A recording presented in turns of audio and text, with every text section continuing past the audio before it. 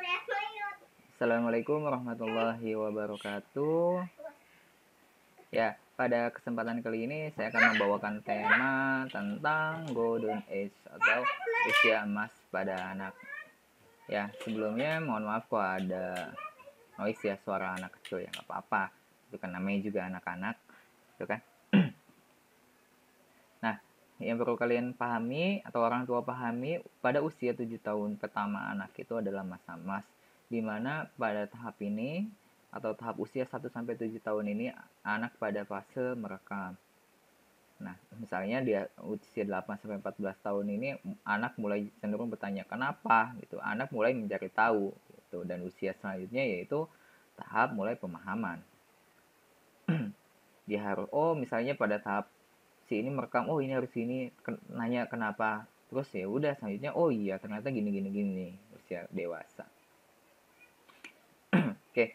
Nah, usia 7 tahun pertama ini adalah masa-masa emas di mana anak ini harus kita didik semaksimal mungkin.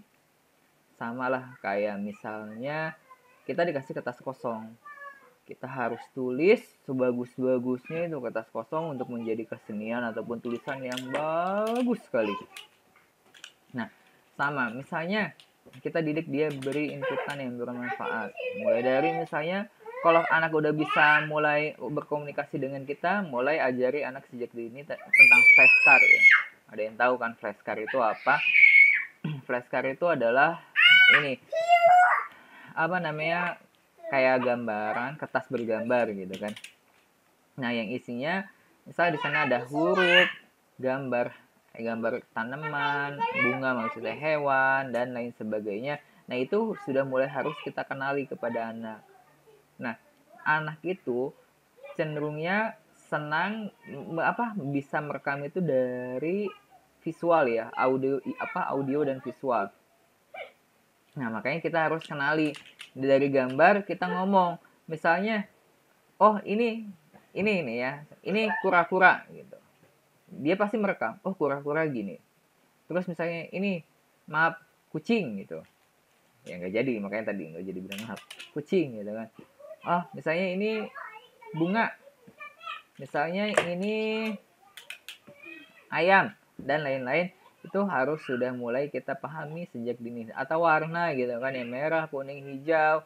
Nah, ini harus sudah mulai kita didik dari kecil. Ya, kalau anak udah bisa mulai ngomong, itu udah harus kita ajarin ya, 3 tahun gitu. Nah, itu mulai kita kasih tahu.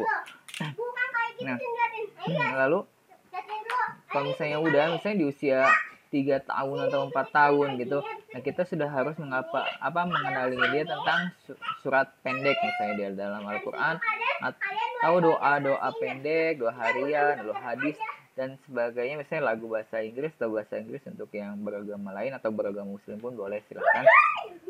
Nah, jadi pada usia ini ya anak itu emang benar bisa semuanya merekam.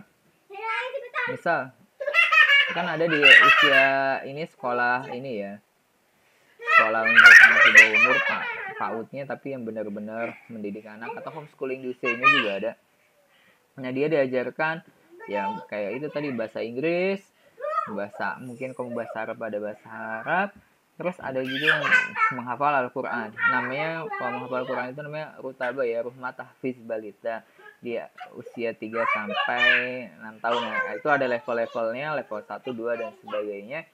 Nah, di sana dididik mulai dari juz 30. Nah, pikirannya anak itu emang bisa kok diajarkan juz 30 gitu kan. Padahal anak aja belum tahu ini alif, ba, ta, sa dan sebagainya.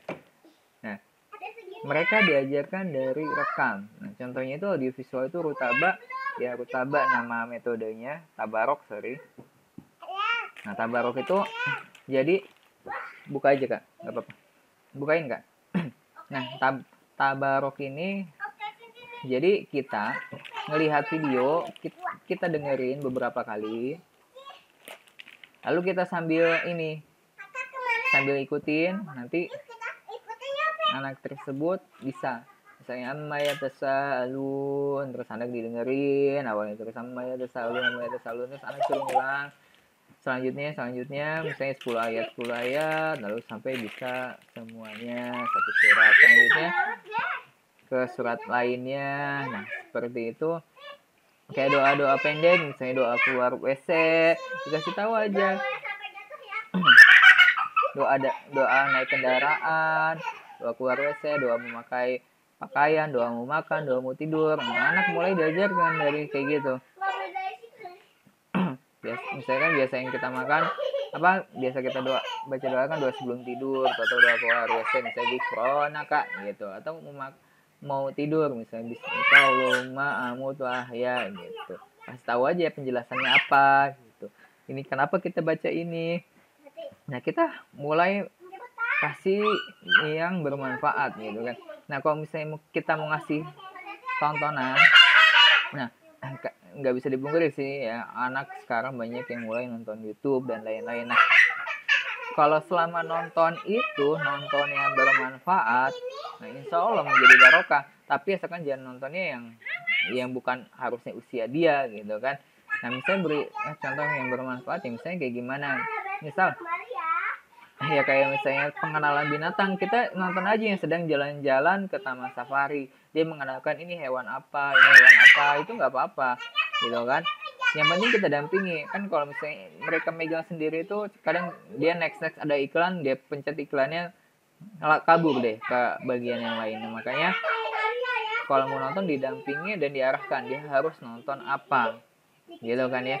Jangan justru anak itu diasuh oleh sosial media, lahir dari manusia masa diasuh oleh sosial media. Nah itu jangan sampai terjadi ya.